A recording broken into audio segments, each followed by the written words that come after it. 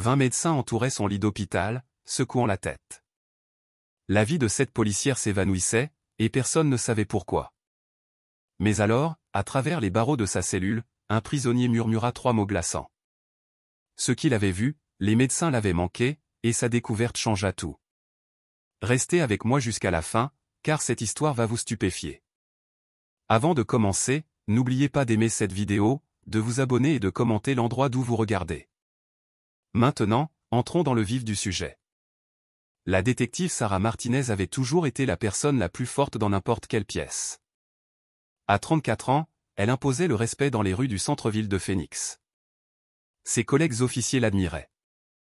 Les criminels la craignaient, mais rien de tout cela n'avait d'importance maintenant qu'elle était inconsciente dans l'unité de soins intensifs de l'hôpital général de Phoenix.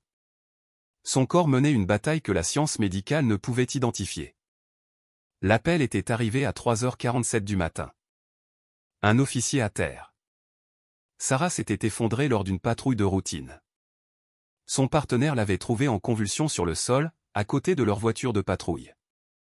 Pas de blessure par balle, pas de signe de traumatisme, juste une policière en bonne santé luttant soudainement pour sa vie sans explication. Le docteur Rebecca Chen, chef de la médecine d'urgence, avait vu des milliers de cas au cours de ses 20 ans de carrière. Elle avait géré des overdoses, des crises cardiaques, des accidents vasculaires cérébraux, des empoisonnements. Mais le cas de Sarah défiait tous les protocoles de son arsenal médical. Les symptômes n'avaient aucun sens ensemble. Crise d'épilepsie, détresse respiratoire, arythmie cardiaque, dysfonctionnement neurologique. Chaque symptôme pointait vers différentes affections, mais aucun des tests ne confirmait un diagnostic. En quelques heures, l'hôpital général de Phoenix avait réuni son équipe médicale la plus prestigieuse, des neurologues, des cardiologues, des toxicologues et des spécialistes des maladies infectieuses. Chaque médecin a apporté son expertise et a effectué ses tests. Chacun est reparti bredouille. Les analyses sanguines de Sarah n'ont révélé aucune anomalie. Ses scanners cérébraux n'ont révélé aucun traumatisme. Son cœur semblait structurellement sain, mais elle continuait de se détériorer. Le docteur Marcus Webb, chef du service de neurologie de l'hôpital, se tenait au chevet de Sarah, examinant les derniers résultats de ses tests. L'électroencéphalogramme montrait une activité cérébrale chaotique. Ses pupilles réagissaient lentement à la lumière et ses fonctions motrices avaient considérablement diminué depuis son admission. Le temps pressait, mais la cause restait invisible. Le service de police avait lancé sa propre enquête. Les affaires internes ont examiné les affaires récentes de Sarah, à la recherche de motifs potentiels de vengeance. Avait-elle arrêté quelqu'un de dangereux, témoigné contre un criminel violent ou s'était-elle fait des ennemis dans la rue? La capitaine de police Rita Vasquez a personnellement examiné chaque dossier des 6 derniers mois. Rien ne ressortait. Sarah avait été professionnelle, minutieuse et respectueuse des règles. Aucune menace évidente, aucun incident inhabituel. Pendant ce temps, l'équipe médicale poursuivait désespérément sa recherche de réponses.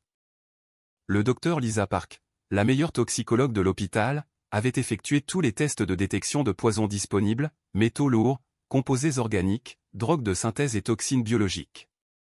Les résultats revenaient systématiquement négatifs ou non concluants. Ce qui attaquait le système de Sarah restait indétectable par les méthodes de test conventionnelles. 3 étages au-dessus de l'unité de soins intensifs, la prison du comté occupait les 2 derniers étages du complexe médical.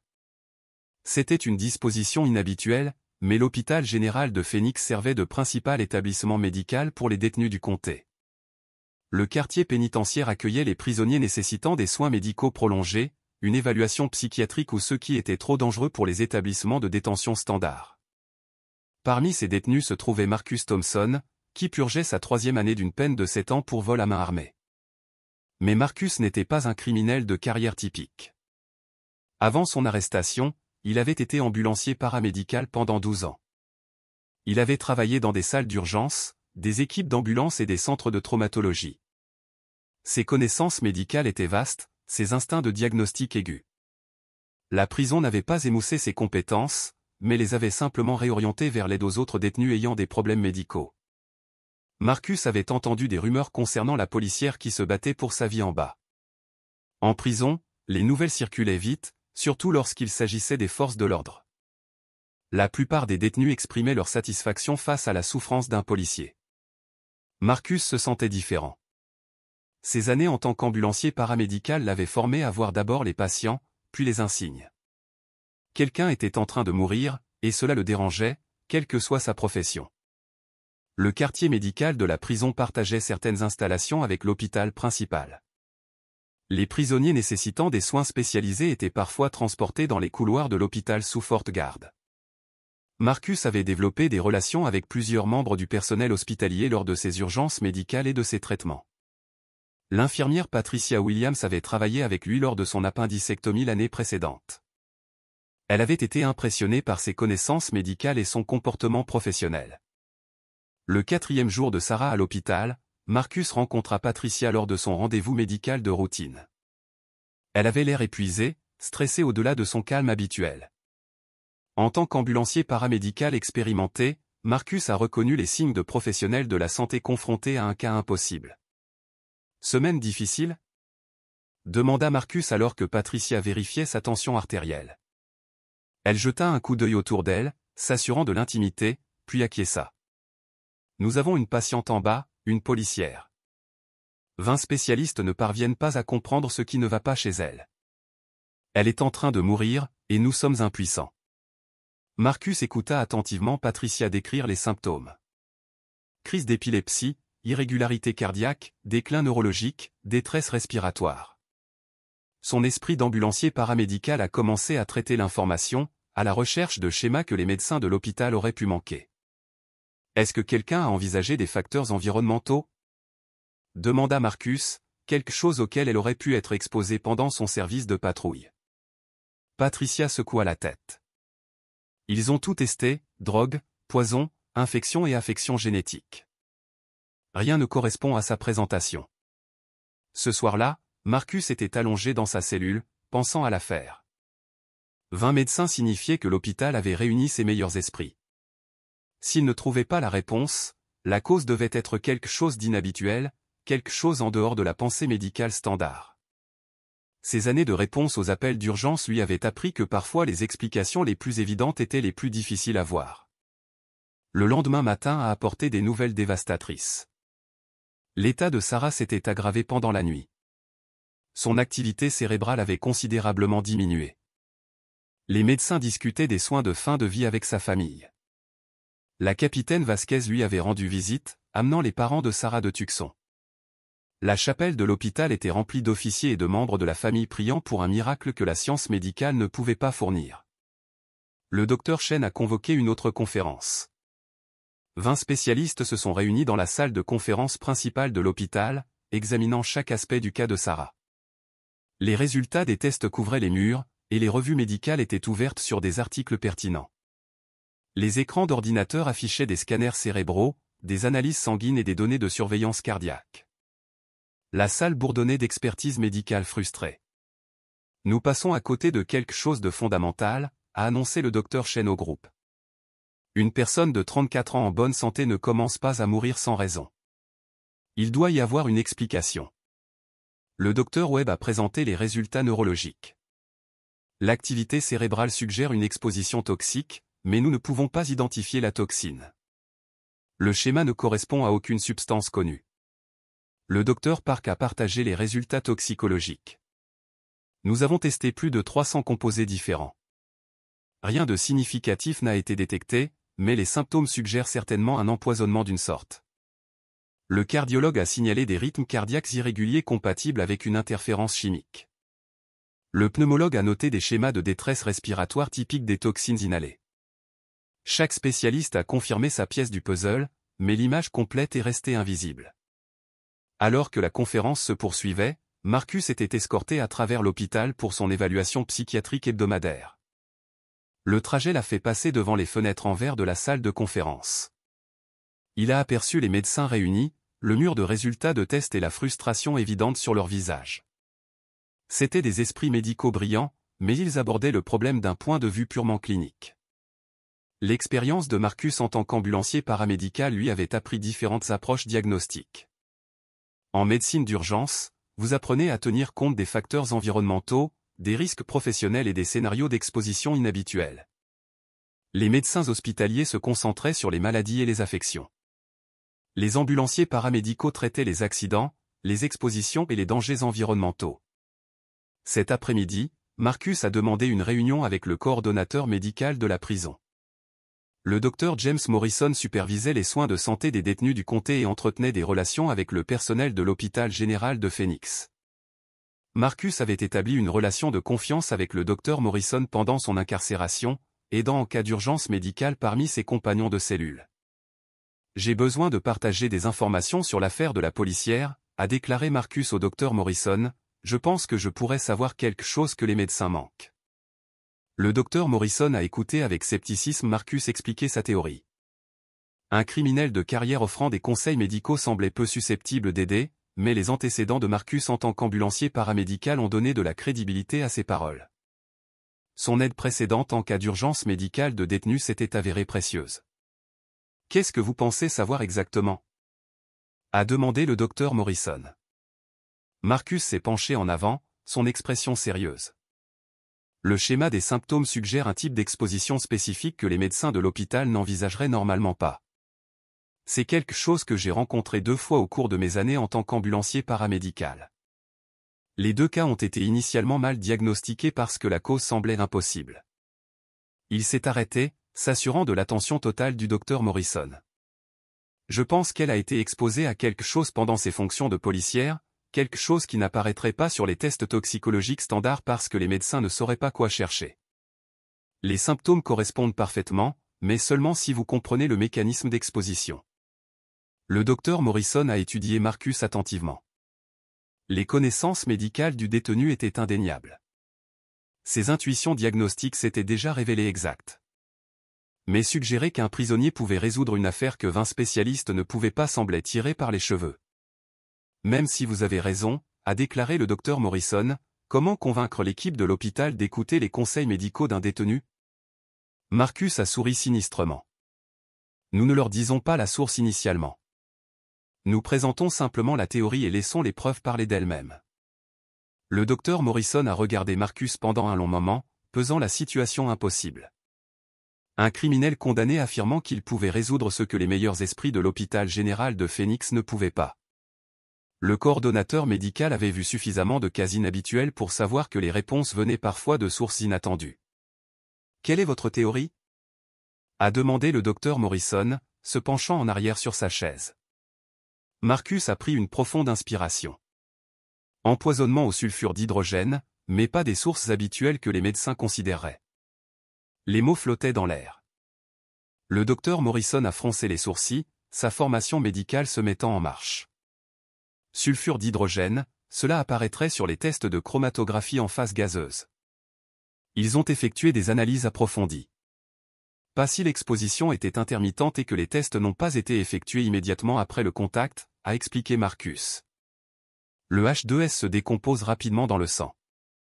Au moment où elle est arrivée à l'hôpital, la détection directe serait presque impossible, mais les schémas de dommages cellulaires correspondent parfaitement. Marcus avait rencontré 2 cas similaires au cours de sa carrière d'ambulancier paramédical. Les 2 impliquaient une exposition prolongée à faible dose au gaz sulfure d'hydrogène.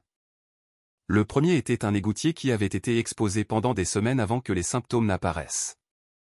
Le second était un employé d'usine traitant des déchets industriels. Les 2 cas avaient été initialement mal diagnostiqués parce que l'exposition au gaz semblait impossible compte tenu de leurs environnements de travail. Les symptômes neurologiques, les irrégularités cardiaques, la détresse respiratoire. Marcus a continué, tout correspond à une toxicité au sulfure d'hydrogène. Le gaz se lie aux enzymes cellulaires, perturbant les processus métaboliques normaux. C'est pourquoi ces organes sont en train de défaillir systématiquement. Le docteur Morrison a ouvert le dossier de Sarah sur son ordinateur. Les symptômes correspondaient à un empoisonnement au sulfure d'hydrogène, mais la source n'avait aucun sens. Les policiers ne sont généralement pas exposés à des gaz dangereux lors de patrouilles de routine. Où un policier en patrouille rencontrerait-il du sulfure d'hydrogène? A demandé le docteur Morrison. Marcus avait réfléchi à cette question pendant des heures, au réseau d'égouts, aux accidents industriels, à la décomposition de matières organiques. Mais il y a une autre possibilité que les médecins n'envisageraient pas. Il s'est arrêté, s'assurant qu'il avait l'attention totale du docteur Morrison. Les systèmes d'échappement des véhicules peuvent produire du sulfure d'hydrogène dans des conditions spécifiques. Si sa voiture de patrouille avait un système d'échappement endommagé combiné à certains problèmes de convertisseur catalytique, une exposition prolongée dans un véhicule fermé pourrait provoquer exactement ces symptômes. La théorie était troublante. Les policiers passent des heures chaque jour dans leur véhicule de patrouille. Un système d'échappement défectueux pourrait créer un piège mortel, empoisonnant lentement l'occupant pendant des semaines ou des mois. Les symptômes se développeraient progressivement, devenant aigus seulement lorsque les dommages cellulaires atteindraient des niveaux critiques. Le docteur Morrison a immédiatement appelé le service de toxicologie de l'hôpital général de Phoenix. Le docteur Lisa Park a répondu, sa voix tendue par l'épuisement. « Docteur Park, c'est James Morrison de County Medical. J'ai une question de consultation concernant l'affaire de votre policière. » « Toute aide serait appréciée, » a répondu le docteur Park. « Nous sommes à court d'options. Avez-vous spécifiquement testé les métabolites du sulfure d'hydrogène, pas seulement la détection directe du gaz, mais les schémas de perturbation enzymatique cellulaire compatibles avec une exposition au H2S? » Il y a eu un silence à l'autre bout du fil. Le docteur Park passait en revue ses protocoles de test mentalement. « Nous avons effectué des analyses de gaz standard, a-t-elle finalement dit, mais le sulfure d'hydrogène se décompose rapidement. Nous n'avons pas spécifiquement recherché les marqueurs métaboliques. » La présentation des symptômes est classique d'un empoisonnement au H2S, a continué le docteur Morrison. Déclin neurologique, arythmie cardiaque, détresse respiratoire et défaillance multiviscérale. Le calendrier suggère une exposition chronique à faible dose avec exacerbation aiguë. L'intérêt du docteur Park était clairement suscité. Quelle source d'exposition suggérez-vous? Dysfonctionnement du système d'échappement du véhicule, exposition prolongée dans une voiture de patrouille fermée. En moins d'une heure, l'équipe de toxicologie de l'hôpital général de Phoenix effectuait des tests spécialisés pour les métabolites du sulfure d'hydrogène. Ils ont examiné les niveaux d'enzymes cellulaires, à la recherche des schémas de perturbation spécifiques que Marcus avait décrits. Les résultats prendraient plusieurs heures, mais l'équipe médicale avait enfin une direction concrète à suivre. Pendant ce temps, la capitaine Vasquez a ordonné l'inspection immédiate de la voiture de patrouille de Sarah. Le véhicule était garé dans le garage d'entretien du service, après avoir été remorqué depuis le lieu de son effondrement. Les mécaniciens ont commencé à examiner le système d'échappement tandis que des spécialistes des matières dangereuses testaient les résidus de gaz. L'inspection a révélé des preuves dévastatrices. La voiture de patrouille de Sarah avait un collecteur d'échappement gravement endommagé qui fuyait depuis des semaines. La fuite était positionnée directement sous le système d'admission d'air du compartiment passager. Chaque fois que Sarah allumait la ventilation du véhicule, elle respirait de l'air contaminé. Le convertisseur catalytique montrait des signes de dysfonctionnement, créant des conditions qui produisaient des concentrations de sulfure d'hydrogène plus élevées que les émissions d'échappement normales. La combinaison du collecteur endommagé et du convertisseur défectueux avait transformé la voiture de patrouille de Sarah en une chambre à gaz mobile. De retour à l'hôpital, le docteur Park a convoqué une réunion d'urgence. Les résultats des tests spécialisés ont confirmé la théorie de Marcus. Le sang de Sarah montrait des niveaux élevés de sulfoglobine et d'autres marqueurs compatibles avec une exposition au sulfure d'hydrogène. Ces schémas d'enzymes cellulaires correspondaient à la perturbation causée par un contact prolongé avec le H2S. Comment avons-nous pu manquer cela? A demandé le docteur Webb, examinant les nouveaux résultats des tests. Parce que nous recherchions un empoisonnement aigu, a expliqué le docteur Park. Il s'agissait d'une exposition chronique avec des symptômes aigus. Le gaz lui-même avait disparu de son système depuis longtemps, mais les dommages cellulaires étaient importants. Le docteur Chen ressentait un mélange de soulagement et de frustration, le soulagement qu'ils avaient enfin un diagnostic, et la frustration qu'il ait fallu si longtemps pour le trouver. Quel est le protocole de traitement pour l'empoisonnement chronique au sulfure d'hydrogène? L'équipe médicale a rapidement recherché les options de traitement. L'empoisonnement au sulfure d'hydrogène nécessitait des soins de soutien immédiat et des thérapies antioxydantes spécifiques pour contrer les dommages cellulaires. Un débit élevé d'oxygène pouvait aider à déplacer le gaz de l'hémoglobine. Certains médicaments pouvaient protéger contre une détérioration cellulaire supplémentaire, mais le temps était critique. Sarah avait été exposée pendant des semaines, voire des mois. Les dommages cellulaires étaient importants. Même avec un traitement approprié, la guérison n'était pas garantie. Alors que l'équipe médicale mettait en œuvre le nouveau protocole de traitement, le docteur Morrison était confronté à un dilemme éthique. La percée était venue des connaissances médicales d'un détenu, mais révéler cette source pourrait compromettre la crédibilité du traitement. Certains médecins pourraient rejeter le diagnostic simplement parce qu'il provenait d'un criminel condamné. Le docteur Morrison a décidé de présenter l'information comme provenant d'un ambulancier paramédical consultant ayant une vaste expérience du terrain. Ce n'était pas entièrement faux et cela a permis à l'équipe médicale de se concentrer sur le traitement de Sarah plutôt que de remettre en question la source. Le traitement a commencé immédiatement. Oxygénothérapie à haute concentration pour restaurer une fonction normale de l'hémoglobine, médicaments antioxydants pour prévenir d'autres dommages cellulaires et soins de soutien pour ses systèmes neurologiques, cardiaques et respiratoires. L'équipe médicale a travaillé jour et nuit à surveiller la réponse de Sarah à la thérapie ciblée. En moins de 12 heures, de subtiles améliorations sont apparues. L'activité cérébrale de Sarah a montré de légères augmentations sur la surveillance électroencéphalographique. Ses rythmes cardiaques se sont stabilisés marginalement, et sa fonction respiratoire s'est améliorée suffisamment pour réduire le soutien du ventilateur. Les changements étaient petits mais significatifs. Pour la première fois en une semaine, l'état de Sarah évoluait dans la bonne direction. La capitaine Vasquez a rendu visite ce soir-là, apportant des mises à jour sur l'enquête du service. Chaque véhicule de patrouille de la flotte était inspecté pour détecter les problèmes du système d'échappement. Les protocoles d'entretien étaient en cours de révision pour prévenir des incidents similaires. Le cas de Sarah avait révélé un problème de sécurité potentiellement à l'échelle du service. Des nouvelles de son pronostic ? A demandé la capitaine Vasquez au docteur Chen. Trop tôt pour le dire définitivement, a répondu le docteur Chen. Le traitement fonctionne, mais les dommages cellulaires étaient importants. Nous sommes prudemment optimistes. 3 étages au-dessus, Marcus était allongé dans sa cellule, sachant qu'il avait potentiellement sauvé une vie. Personne ne saurait jamais son rôle dans la résolution de l'affaire. Son nom n'apparaîtrait pas dans les revues médicales ou les études de cas, mais quelque part dans l'hôpital en bas, une policière se battait pour revenir du bord de la mort parce qu'un criminel condamné avait refusé de laisser les frontières professionnelles primer sur la compassion humaine. L'ironie n'échappait pas à Marcus. Il avait passé des années à répondre aux appels d'urgence, aidant des inconnus dans leurs pires moments. Maintenant, même derrière les barreaux, il trouvait encore des moyens de servir les autres. La prison avait changé sa situation, mais pas sa nature fondamentale. La guérison de Sarah serait longue et incertaine.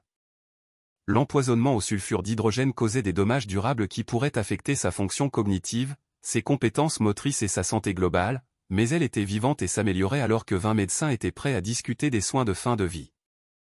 L'affaire serait finalement rédigée dans des revues médicales comme un exemple des défis diagnostiques en toxicologie, de l'importance de tenir compte des sources d'exposition professionnelles et environnementales, et de la nécessité de tests spécialisés lorsque les protocoles standards échouent. Mais la véritable histoire, l'histoire humaine de la façon dont l'expertise d'un ambulancier paramédical emprisonné a sauvé la vie d'une policière, resterait cachée dans les dossiers confidentiels d'un coordonnateur médical de prison de comté qui comprenait que la guérison pouvait venir des sources les plus inattendues. Au fil des jours, l'amélioration de Sarah s'est poursuivie à un rythme péniblement lent. Ses réponses neurologiques sont devenues plus fortes. La surveillance cardiaque a montré des rythmes de plus en plus stables. Son système respiratoire a commencé à fonctionner avec moins d'assistance mécanique. L'équipe médicale a célébré avec prudence chaque petite victoire tout en surveillant les reculs potentiels.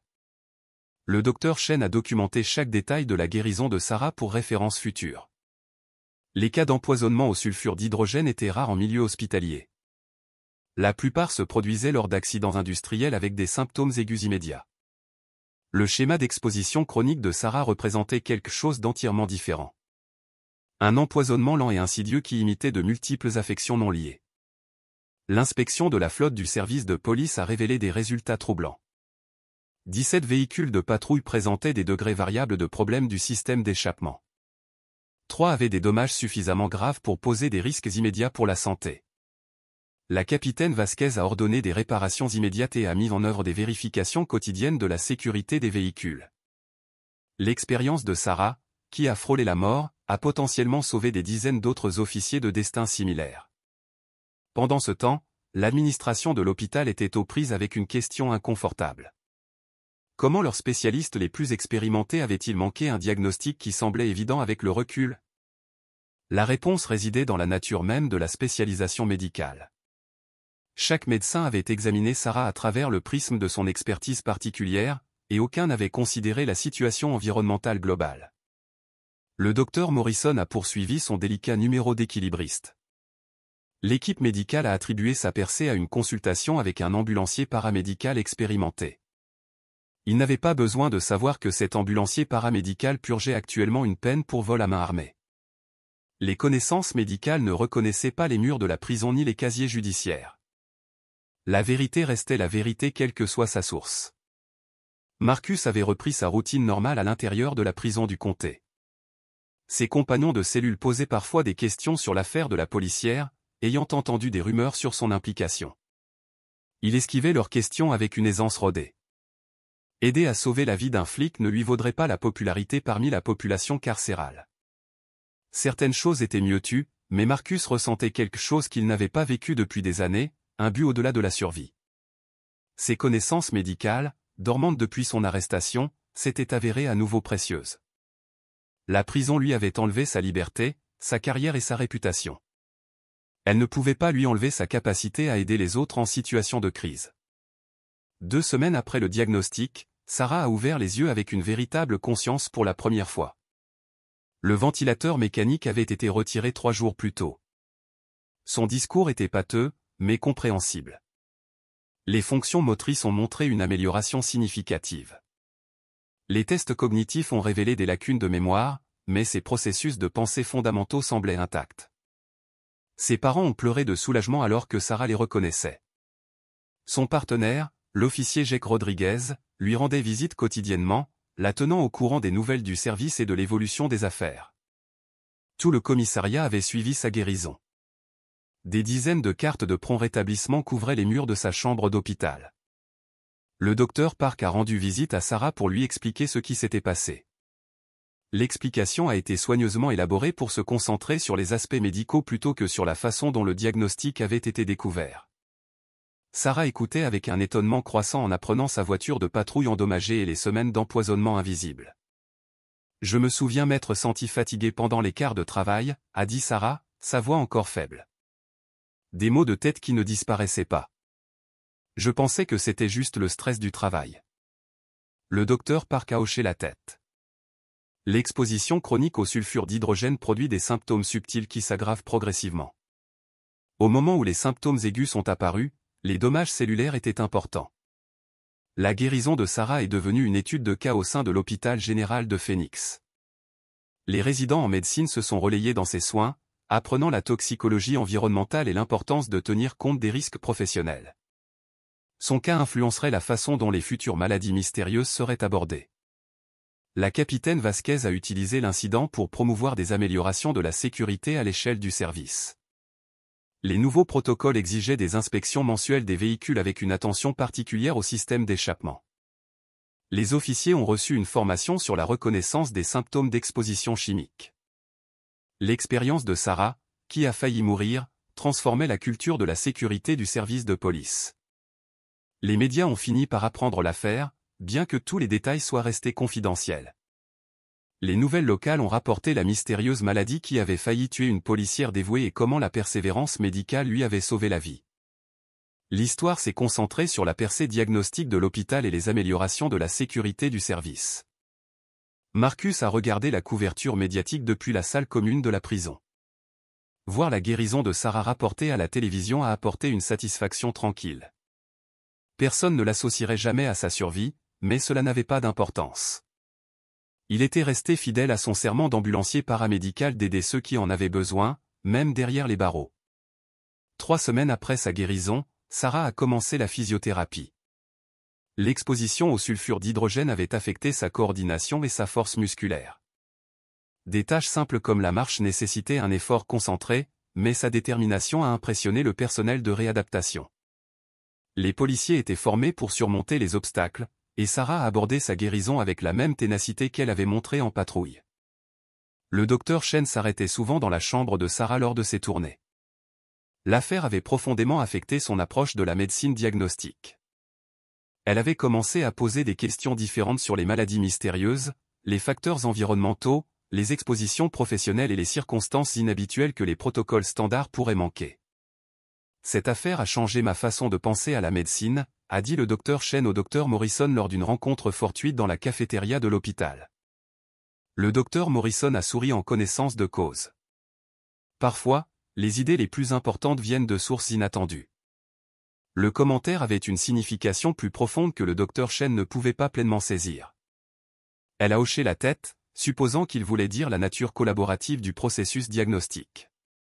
En vérité, il pensait à un criminel condamné dont l'expertise médicale avait sauvé la vie d'une policière.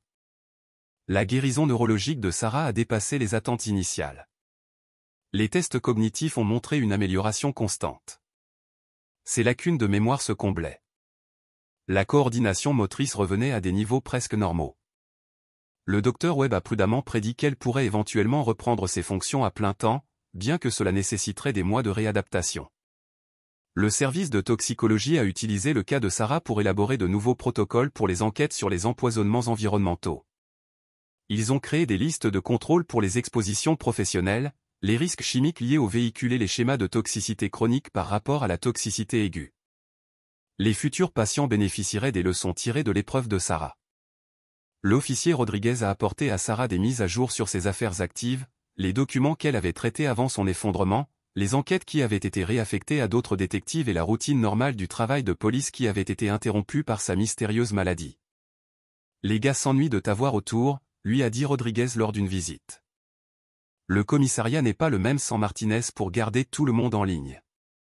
Sarah a souri, bien que parler nécessitait encore un effort. Je reviendrai, peut-être pas demain, mais je reviendrai. Sa détermination a impressionné tous ceux qui étaient impliqués dans ses soins. Les physiothérapeutes ont noté sa motivation exceptionnelle. Les infirmières ont commenté son attitude positive malgré le processus de guérison difficile.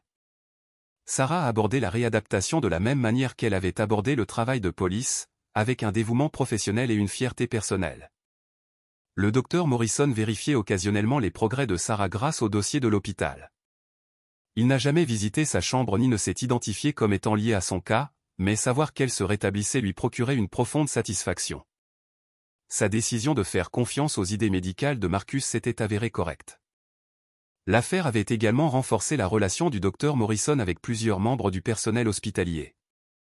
Le Dr Park le consultait parfois sur des cas de toxicologie inhabituels.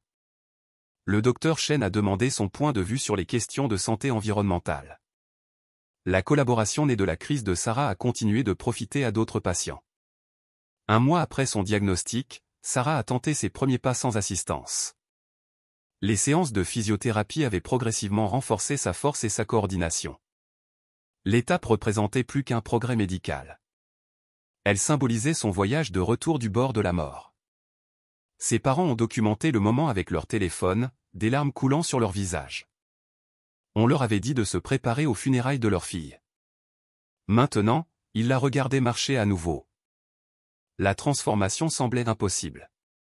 Pourtant, elle était là, faisant des pas prudents mais déterminés à travers la chambre d'hôpital. La capitaine Vasquez a rendu visite cet après-midi avec des nouvelles officielles. La voiture de patrouille de Sarah avait été déclarée perte totale en raison de dommages importants au système d'échappement. L'assurance du service couvrirait les coûts de remplacement. Plus important encore, le fabricant enquêtait sur des problèmes similaires dans d'autres véhicules à l'échelle nationale. Votre cas pourrait empêcher que cela n'arrive à des officiers dans d'autres villes, a expliqué la capitaine Vasquez. Le fabricant publie des bulletins de sécurité et des protocoles d'inspection. Sarah a hoché la tête, comprenant les implications plus larges. Sa souffrance avait un sens au-delà de la guérison personnelle. D'autres agents des forces de l'ordre seraient protégés à cause de ce qui lui était arrivé. Le mystère médical qui avait consumé 20 spécialistes pendant une semaine s'était transformé en une histoire de succès, de persévérance, de collaboration et